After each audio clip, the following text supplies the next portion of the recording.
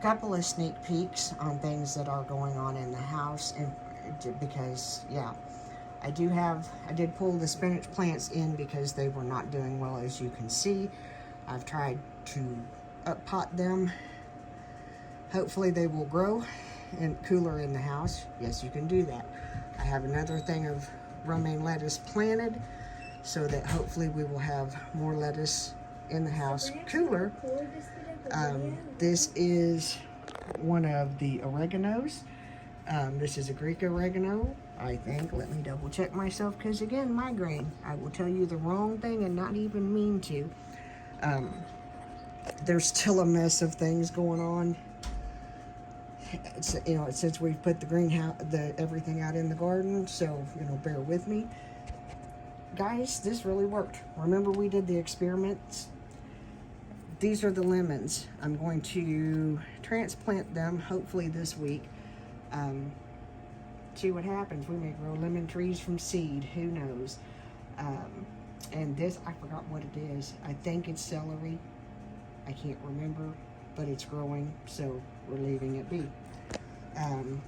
I do have, and this week I will be planting more stuff that will go in the ground for summer and fall. I have cabbage and snow peas ready. These, whenever I plant these, the birds are not going to get them. I'm going to cover them. Lesson learned. That's just a little sneak peek. We did have the slips from the sweet potatoes. I honestly decided I have plenty of them. I'm going to find somebody to give them to because I honestly just don't have the time, space, or energy to do them this year because I just don't. The fall took a lot more out of me than what I really want to own up to. So, yeah. My point in showing you this, okay, there are a lot of homesteading channels. There's a lot of YouTubers that do this type thing, okay? There are some that try to get you to grow out of fear. I don't ever want to be that person. I want to be the person that tells you you can do this to prepare yourself, to prepare your family for hard times. We are in hard times right now, but it can get worse. And hard times don't have to happen just as a country or a city or a whatever. Something could happen. Your source of income can change.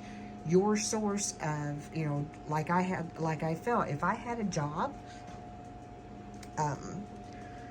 whenever I fell the other day, we would be going on about 2 weeks that I would be unable to work. And to be honest with you, I do not know yet the extent of my injuries because I'm probably going to have to break down and go see a neurosurgeon or something with my back. I've had back surgery before. I fell and issues with my neck and shoulder from where I got hurt years ago. I re-injured all of that. So the outcome, yeah, you all say, well, you're doing things. Yeah, you don't know how much pain I'm in. You don't know how hard it is. I'm doing this to keep myself sane for lack of a better reason, and because it works for me. I do very little at a time, and I force myself to rest. I'm not bragging. I'm just saying, if I were in a different situation to where my income was what supported my family, we would be in trouble.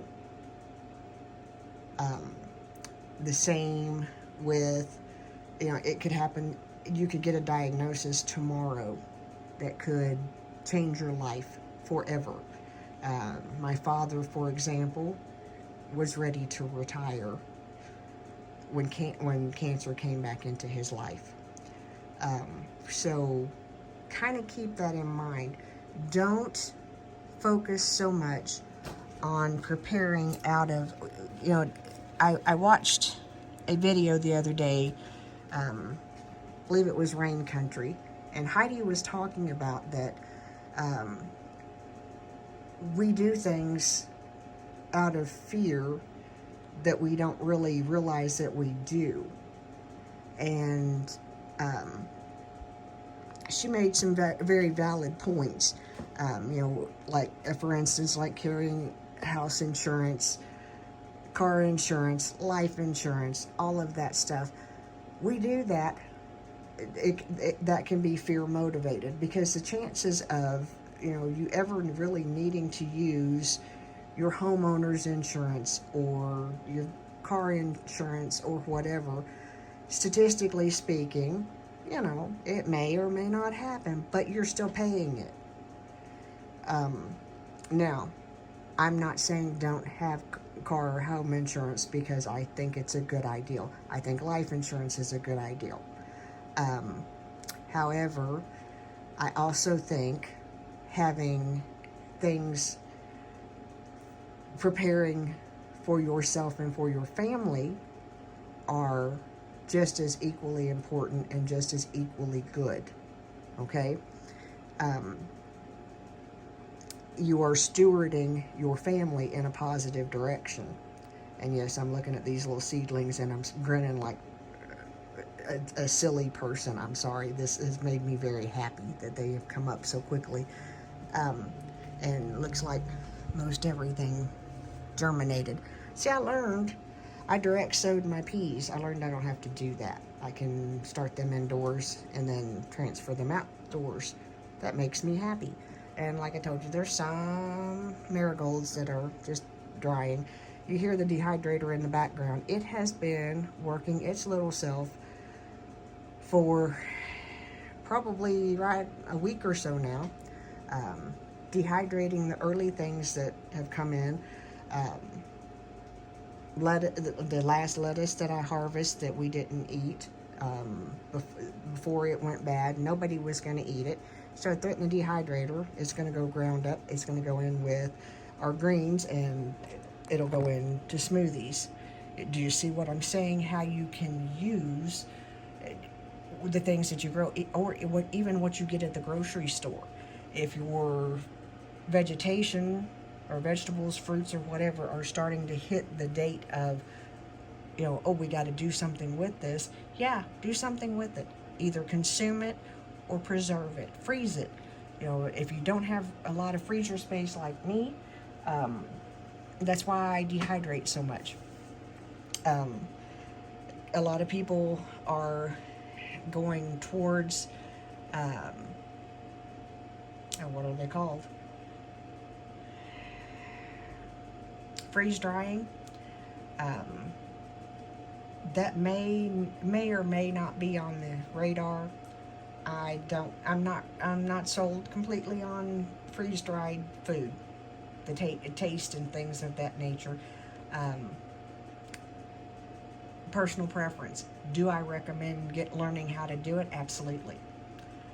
It is another way that you prepare, and yes, I'm sorry, I know I'm saying a whole lot, but it's another way that you can be prepared.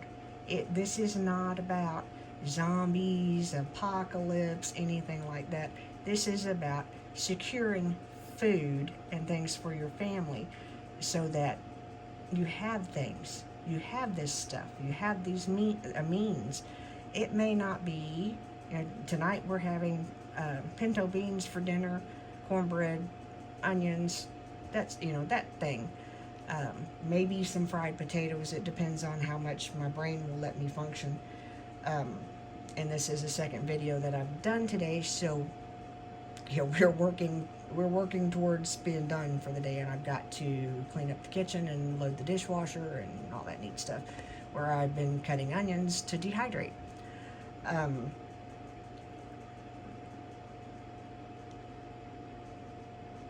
What I want you to understand is this is an insurance policy, okay? And the other reason why I dehydrate more than I freeze is if there's a power outage, I don't have to worry about the food that's in my freezer losing everything because it was in the freezer. I have other methods of having it stored. Now, when we have this food, is it our favorites? Not always. But it is enough to sustain. It is enough to keep us healthy, keep us going, fed, hungry tummies, fed. So that's the other side of this, and learning, you know, never ever ever stop learning. Um, I'm sitting here looking at these sweet potato slips, guys, that I told you that I just decided that I was not going to plant. And I'm sitting here thinking, these are the best slips that you have ever gotten. Why are you not growing them? I have grow bags. We are not going out to get another thing of dirt. We're just not going to. We're done. We're just done for right now. I will find somebody that can use them, or find a way. Maybe there's a way that I can preserve them. I don't know. We'll figure out something. There has to be a point. There's limited space in my kitchen. Y'all know this. Limited space in my home. There has to be a point to where there's a cleanup, for lack of a better way of putting it, a purge, for lack of a better way of putting it, where I have time to sit back and do other things other than just focusing on growing and processing food or preparing food, things of that nature. There has to be a time where I can focus on, like, we've got closets that need to be gone through, clothes that need to be gone through, makeup still that needs to be, I need to finish decluttering. All of that stuff needs to happen, and it's just as important as this. Getting rid of things that we don't need or use, because that creates the space that we need to store what we do need. So that balance needs to happen, and that's why I'm just kind of saying, no, we're just not doing sweet potatoes this year. The game plan for next year is real simple. Well, not real simple, but it is kind of simple. The beds that we already have that we're going to continue to use, we're going to top off with compost from the farm. In the fall, we're going to build the new beds, put blend in them, top them with a little bit of compost, let them set over the winter, plant them in the fall. Strawberries. We have strawberries. The things that I want to add are, thus far on the list, are strawberries, rhubarb, and asparagus. There will be other things that we plant next year, but those are the main things that I want to start, because the strawberries, rhubarb come back, asparagus comes back. So, I want to get those going so that they're there. If I'm not mistaken, I know with rhubarb you're not supposed to harvest the first year, so there's that. But anyway, I'm sure you're probably done looking at this little bed of seedlings that I'm just admiring oh so much. Kind of proud little mommy of seedlings. Yay! I will let you know, because like I told you, we have the little family of groundhogs. So far, I put down Epsom salt. Here's my goal, is just kind of coexisting with them.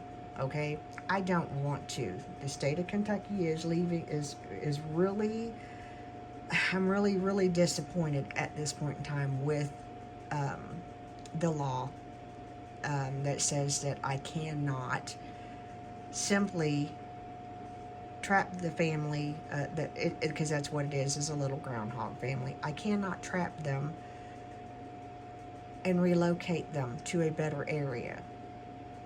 Here, my house is right on a road. It's right on a busy road. So I'm trying to, it's like, make this make sense, because it's not at this point in time. Got a little family of critters that are not only trying to, kind of doing damage, because it's what they do. It's how they live their life. But they're also potentially in danger of crossing the road and getting hit by a car. But Fish and Wildlife say, no, you can't just move these animals that are considered nuisance animals. You can't move them to a better location. So you have to euthanize them, and I have a problem with that. So I'm trying to avoid that. So y'all cross your fingers, say a prayer that, I've used Epsom salt around the property. Only had one then. Did the Epsom salt, I had two. Next day I did the next time I went out, hit it with a little cayenne pepper. Because, y'all know I'm from the mountains. These are things that worked, or supposed to work, or supposed to help. Okay, after the cayenne pepper, I had 4. That's when I called to try to get some other type of help to see if I could trap them and relocate them, and found out that I cannot without a professional. Has to come in, trap and euthanize them. I'm not happy. So today we sprinkled a generous amount of Irish Spring soap out in the yard. I'm itchy because it's on my skin. I'm hoping that this will work. We sprinkled it around the garden, sprinkled it around the main places where they've burrowed under the fence. If they stay like in the back part where the tree line is on my property, we can coexist all day long. We have for all these years. When they start coming around the building and stuff like that, and then we have a problem. And I know you're probably saying, well, you're growing food that they want to eat. Yeah, I get that. And honestly, it wouldn't bother me to throw some over the fence, but they can't demolish my garden. Understand? So, kind of cross your fingers, send up a prayer or something that we will have a good resolution to this problem. My hope is that they will just go on down to a better location where nobody will bother them and they can live out their little happy days eating grubs. That's what I'm hoping for. If I think of it, I'll send you add a little clip of our EJ, who is the groundhog chaser offer, because at this point that's what we're doing, is just simply when we see them in the yard, just kind of scaring them off, because that's, we just want them to, we don't want to kill them. We absolutely just do not want to have to exterminate them. If we can scare them off and eventually they go away, then that's the best method. The happy ending for all of us. And I'm rambling, guys. I have a migraine. Second video. We love y'all. I'm the mayor's daughter. Mayor's great-grandson's in his room. He's done a couple of videos. I wished I could upload them, but they're on his iPad and we don't have that capability yet. Y'all have a great day. Remember, I'm the mayor's daughter, and we love you. See you. Bye.